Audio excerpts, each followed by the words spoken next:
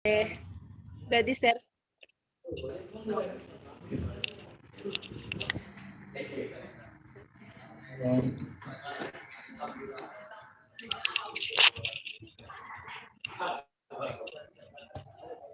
Oke. Oke, assalamualaikum warahmatullahi wabarakatuh. Salam sejahtera buat kita semua. Pada kesempatan kali ini nama saya Mailani Andisya Putri, perwakilan dari kelompok elemen mesin yang beranggotakan Muhammad Yusuf Osama, Surung Parulian, dan Muhammad Rizky Pratama.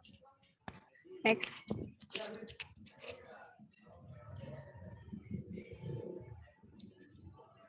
Pada slide pertama itu ada asal muasal pesawat dijadikan transportasi pada saat perang.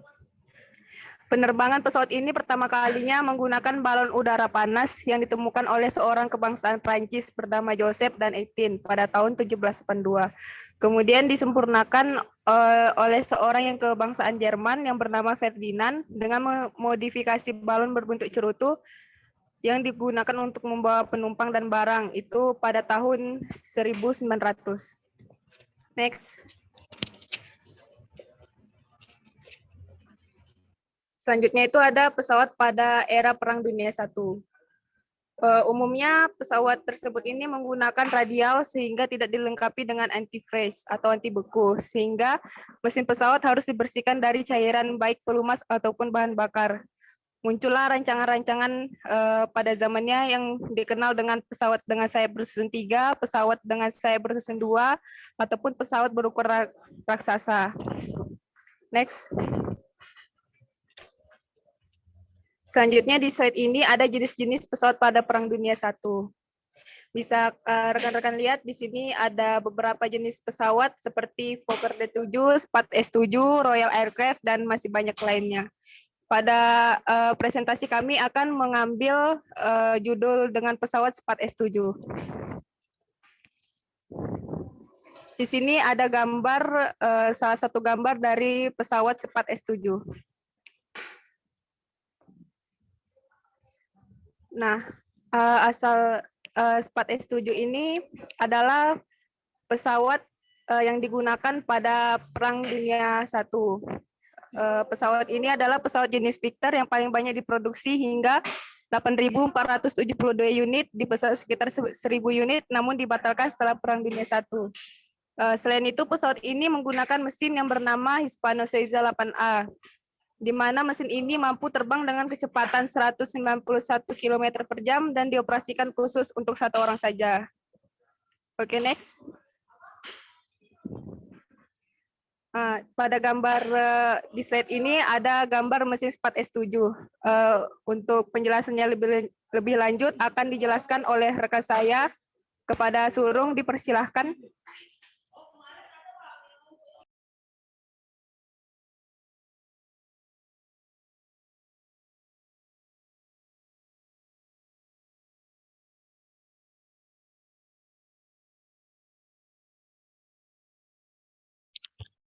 Baiklah, yang pertama itu asal-usul mesin. Hispano Suiza 8A ini pertama kali ditemukan pada saat Perang Dunia Pertama, yaitu pada tahun 1915. 8A ini pertama mengenal konfigurasi, yaitu dengan 8 silinder dalam konfigurasi V90 derajat, dengan anjakan 11,76 liter, dan outputnya itu dengan kuasa 140 HP pada kecepatan 1900 rpm.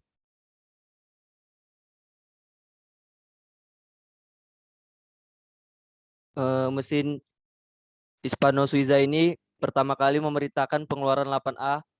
Pemerintah Prancis pertama kali pengeluaran 8A dimulai secepat mungkin, dan pengeluaran syarat untuk pesawat tempur berprestasi tinggi ini baru dengan dudukan satu tempat satu mesin, dan Spad 7 ini adalah hasil dari pada syarat ini dan memperbolehkan sekutu kembali keunggulan udara mengatasi orang Jerman. Kita masuk ke komponen mesinnya. Yang pertama itu blok silinder. Dalam blok silinder ini menggunakan monoteknik. Bermula dari pemula engine pembakaran dalam. Dalam blok silinder ini dia adalah aluminium core. Di blok silinder ini terdapat kepala silinder dan silinder, blok silinder dan engkol.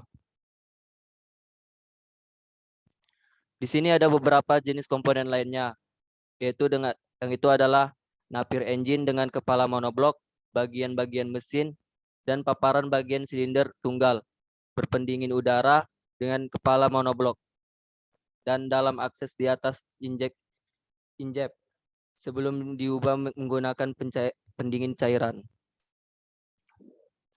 Sistem mesin monoblok.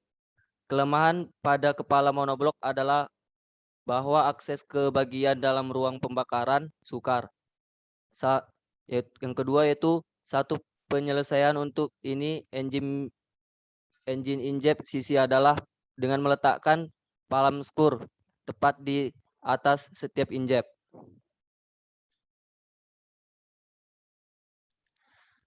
Semasa Perang Dunia Pertama, pengembangan engine pembakaran dalam dalaman sangatlah maju. Selepas perang, ketika pengeluaran kereta awam dilanjutkan, kepala silinder monoblok diperlukan lebih jarang. Hanya kereta berprestasi tinggi seperti Leyland 8 tahun 1920 berterusan dengannya. Ini adalah bentuk gambaran dari blok engine. Yang pertama itu mesin monoblok awal tahun 1919. Semua silinder dilemparkan bersama-sama dengan kotak engkol atau blok engine. Engine bukan monoblok tahun 1905. Silinder dilemparkan dalam 3 pasang. Engine bukan monoblok tahun 1919.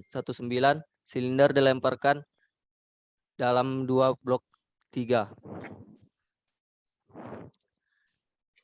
Selanjutnya itu adalah crankshaft. Crankshaft ini itu dengan 2 blok dan kotak engkol terbentuk N blok karena pemutus ditingkatkan dan blok silinder menjadi monoblok. Juga menjadi mustahil untuk membuang silinder dan kotak engkol sebagai satu unit. Sebab utama ini adalah untuk meningkatkan kekakuan pembinaan mesin.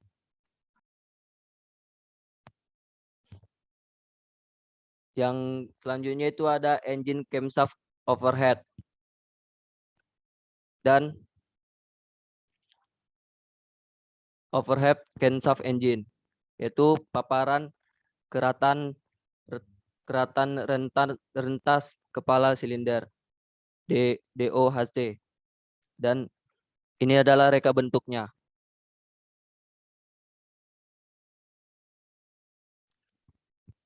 Camshaft overhead tunggal, yaitu camshaft overhead tunggal atau SOHC, reka bentuk yang ada pada gambar samping ini mempunyai satu camshaft per bank silinder.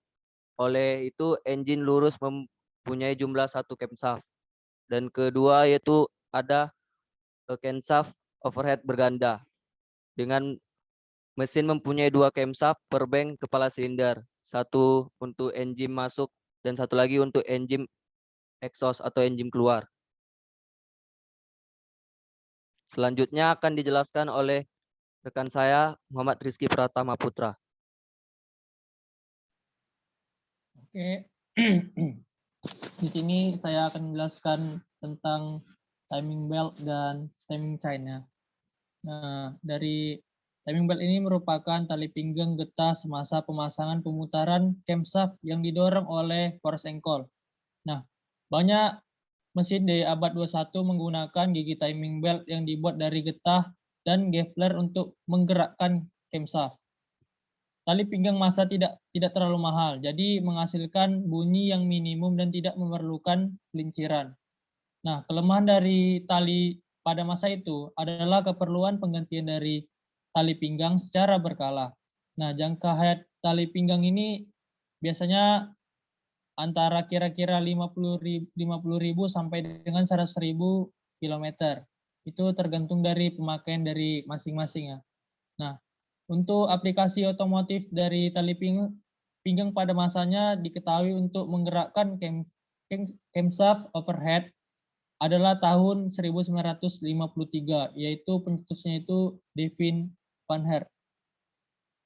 Nah, engine yang berdasarkan Kevin Van Herk tadi, yaitu mesin dari SOHC ya. Dia menggunakan komponen engine yang motosikal Norton. Nah, itu selanjutnya pada awal tahun 1960 kebanyakan reka bentuk camshaft overhead automobil menggunakan rantai untuk menggerakkan camshaft. Jadi tidak menggunakan timing belt lagi, jadi menggunakan timing chain. Nah, next.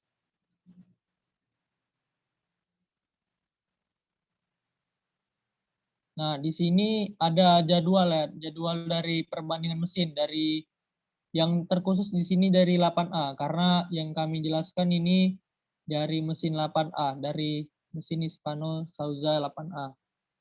Sini ada lubang yang sebesar 120 mm. Pukulannya itu pukulan dari poros engkol ya, dari pistonnya nih, dari 130 mm. Nah, ada perpindahan yaitu 11,76. Nah, itu ada nisbah mampatan 4,7. Panjangnya itu 1,19 meter, lebarnya 0,81 meter, dan tingginya 0,77 meter. Nah, berat mesinnya itu sekitar 195 kg, dan output kuasanya itu 140 horsepower. Nah, untuk kencangnya itu berkisar 1900 rpm. Next. Nah, di sini ada spesifikasi mesin. Yang pertama itu dari mesin Hispano Sauza ini memiliki 8 silinder yang disejukkan oleh C-Chair fin engine Ombo. Nah, di sini ada keperluan dari bore up-nya. Bore up-nya itu sekitar 120 mm. Kalau diincikan itu 4.724 inci. Nah, di situ ada pukulan dari engine-nya sebesar 130 mm ya. Terus diubah menjadi inci berkisar 5.108 inci. Nah, itu ada perpindahan. Perpindahannya sebesar 11,76 liter yang diincikan 717,77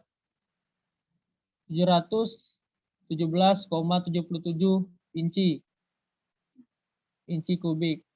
Nah, berat keringnya itu sebesar 202 kg. Nah, ada komponen dari mesin Hispano ya. Yang pertama itu mesin Hispano ini dalam bentuk SOHC atau cam overhead tunggal.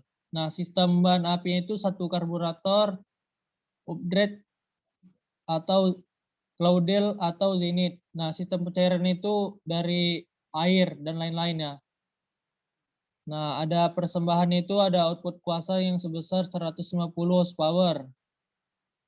Nah, pada jenjang RPM 1700 RPM. Nah, ini merupakan spesifikasi dari mesinnya. Oke, next.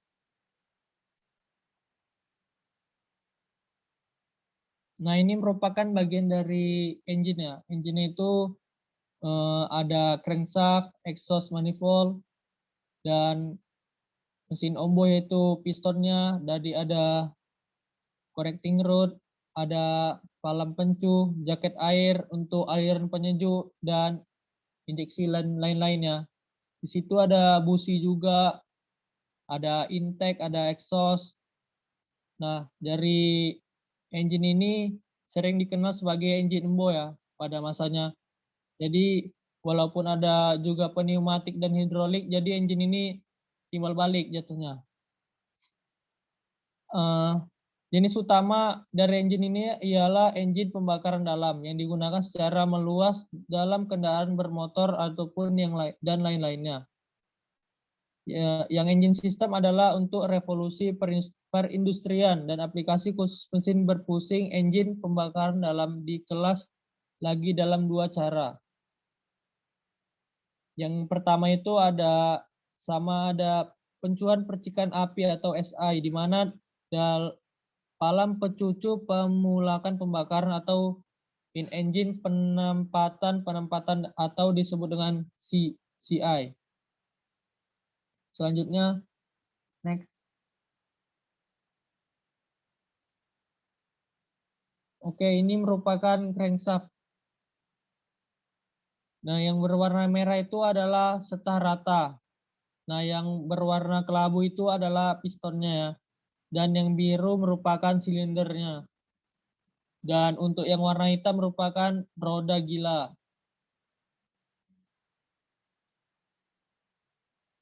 Nah, untuk ini merupakan bagian dari crankshaft di mana mekanisme daripada serangkaian engkol daripada mata yang telah diberikan. Nah, ini merupakan bagian dari mekanikal yang dapat melakukan pengukuran antara gerakan pembalikan dan gerakan pemutaran. Di dalam engine timbal balik, ia menerjemahkan gerakan membalikkan daripada ombo menjadi gerakan pemutaran. Sedangkan pada pemampat berulang ini, ia menukar gerakan pemutar menjadi gerakan berulang untuk melakukan penukaran antara dua gerakan.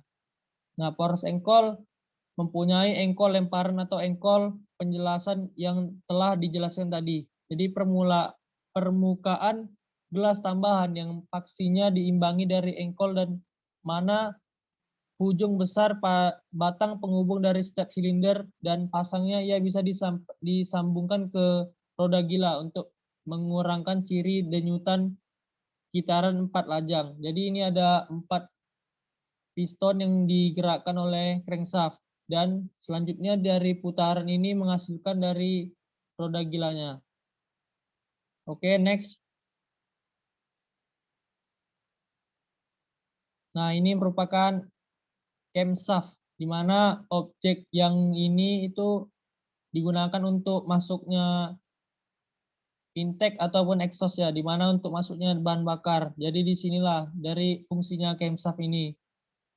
Nah, biasanya camshaft ini terbuat dari logam yang menggunakan runcing cams yang menukar gerakan pemutar menjadi gerakan timbal balik. Camshaft ini digunakan dalam engine pembakaran dalam untuk mengendalikan injek pengembalian dan exhaust. Sistem pencucuhan yang dikendalikan secara mekanikal dan pengawal kelanjuan motor elektrik awal. Camshaft dalam kereta terbuat dari besi atau besi tuang dan merupakan faktor utama untuk menentukan julat RPM mesin jalur kuasa. Next. Nah, untuk slide selanjutnya ini akan dilanjutkan oleh rekan saya Yusuf Osama, dipersilakan.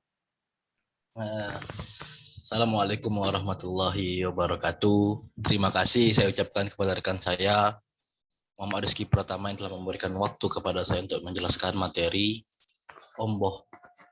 Dan saya juga berterima kasih sama kawan saya sebelumnya yaitu Surung Parulia Hasibuan dan Mailani Anisha. Kita memperpanjang pembukaan. Selanjutnya saya akan membahas omboh. Oke, mungkin di samping kanan ada animasi sistem omboh ya. Apa sih omboh itu?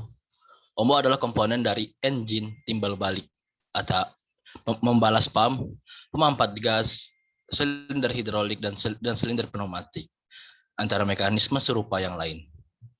Ia adalah komponen yang bergerak yang dibendung oleh silinder dan dibuat kedap gas oleh cincin omboh.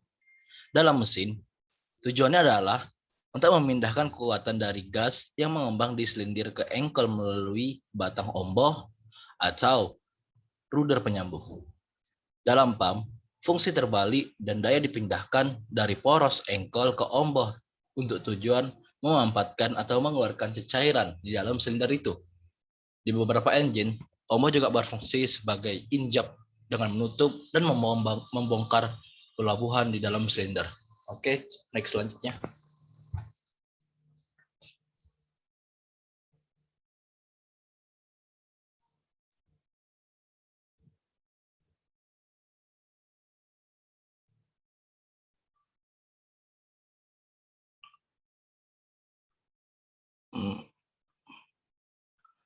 Oke, selanjutnya itu connecting rod atau conrod penyambung. Rod penyambung. Menghubungkan rod atau connecting rod dan omboh dari engine kereta. Rod penyambung juga dipanggil sebagai batang conrod adalah bagian engine omboh yang menghubungkan omboh kepala kepada engkol. Bersama dengan engkol, batang penghubung menukar gerakan membalikkan ombak ke dalam putaran poros engkol. Batang penghubung diperlukan untuk menghantarkan daya tekan dan tegangan dari ombak dan berputar di kedua ujungnya. Pendahuluan batang penghubung adalah jalinan mekanik yang digunakan oleh kilang air untuk menukar gerakan putaran roda air menjadi gerakan berulang. Penggunaan batang penghubung yang paling biasa adalah engine pembakaran dalaman atau pada engine steam. Oke, slide selanjutnya.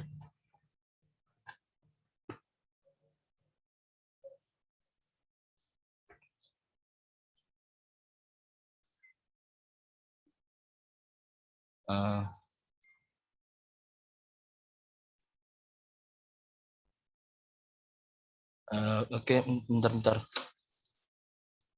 Aduh, mana nih?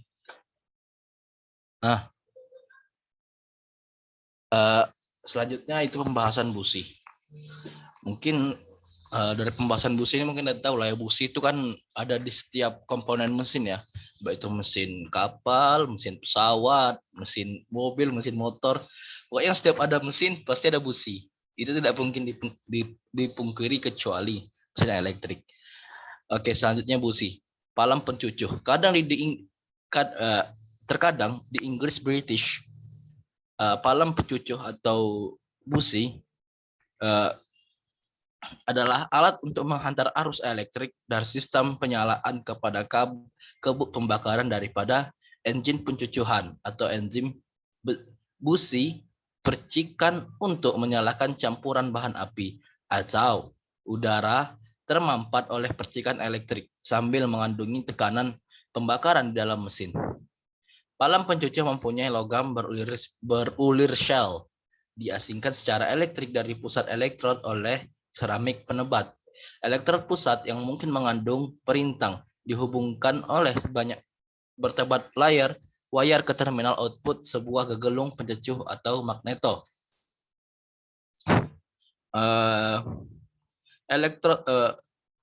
Sel logam palang pencucuh dimasukkan ke dalam mesin kepada silinder, dan dengan itu secara elektrik dibumikan. Elektrod pusat menonjol melalui penebat proselin ke kubu pembakaran membentuk satu atau lebih jurang percikan antara ujung dalaman elektrod pusat dan biasanya satu atau lebih protuberansi atau struktur yang melekat pada ujung dalaman shell berulir dan ditunjuk sebagai sisi bumi atau tanah elektrod. Palang pencucuh juga boleh digunakan untuk tujuan lain dalam pencucuhan langsung saat apabila tidak menyala dalam pencucuhan. Oke, next selanjutnya.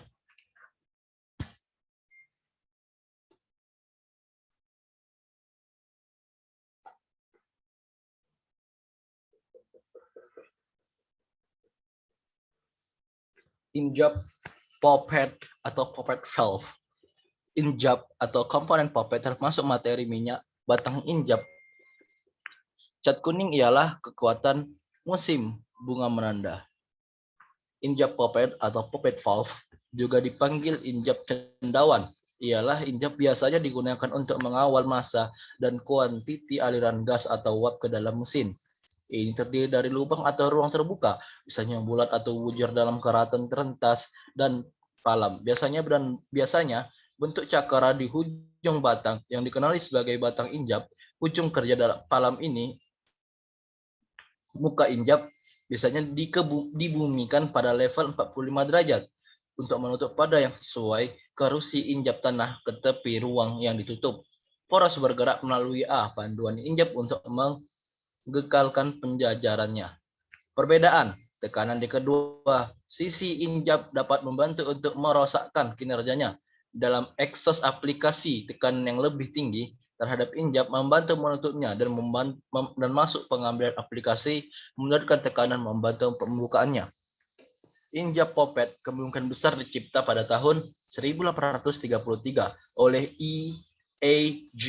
Muda dari kereta api Newcastle and Frankston yang mempatenkan idenya, tapi kebakaran pejabat paten pada tahun 18 36, memusnahkan semua rekodnya. Next selanjutnya.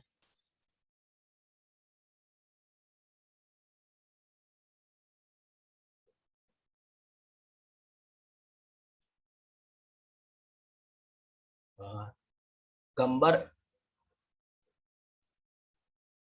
Oke. Fasa dalam kitaran kuasa. Yang pertama, kitaran tempat lejang yang digunakan dalam mesin patrol. Patrol itu gambar yang pertama ya. Pemamatan gambar kedua daya gambar 3 dan eksos gambar 4. Bagian biru kanan adalah port pengambilan dari sebelah kiri coklat adalah port eksos. Dinding silinder adalah lengan tipis yang mengelilingi kepala ombak yang mewujudkan ruang untuk pembakaran bahan bakar dan asal-usul tenaga mekanikal. 4 lejang atau 4 kitaran engine adalah pembakaran dalaman IC engine di mana ombak melengkapkan 4 pukulan berasingan sambil memutar engkol. Pukulan merujuk kepada perjalanan penuh ombak di sepanjang silinder ke arah manapun. 4 pukulan berasingan disebut 1 pengambilan, 2 pemampatan, 3 pembakaran, yang terakhir exhaust. Selanjutnya, sasaran engine atau engine displacement. Engine displacement adalah ukuran silinder isi padu disapu oleh semua ombak dengan engine ombak, tidak termasuk ruang pembakaran. Ini biasanya digunakan sebagai ungkapan ukuran mesin dan secara bakar yang diharapkan dapat dimakan. Atas sebab ini, perpindahan adalah salah satu langkah yang sering digunakan dalam iklan serta mengatur kendaraan bermotor. Satu kitaran lengkap, satu gerakan lengkap, 4 silinder, engine 4 lajang. Ispadu yang dipindahkan ditandakan dengan warna oranye. Next selanjutnya. Baling-baling Spark S7. Mungkin kita bertanya-tanya kan, pesawat perang dunia pertama nih baling-balingnya terbuat dari apa sih? Sekuat apa sih materialnya kan? Oke, di sini kami akan memberitahu materinya. Baling-baling pesawat Spark S7 ini terbuat dari kayu yang kokoh dengan model baling-baling berbilah 2 dan terdapat senapan mesin Vickers 303 yang dipasang di atas mesin, disinkronkan untuk menembak melalui busur baling-baling. Oke, next selanjutnya. Mungkin ini saja yang bisa saya sampaikan. Saya kembalikan ke rekan saya yaitu Melanie Anisha.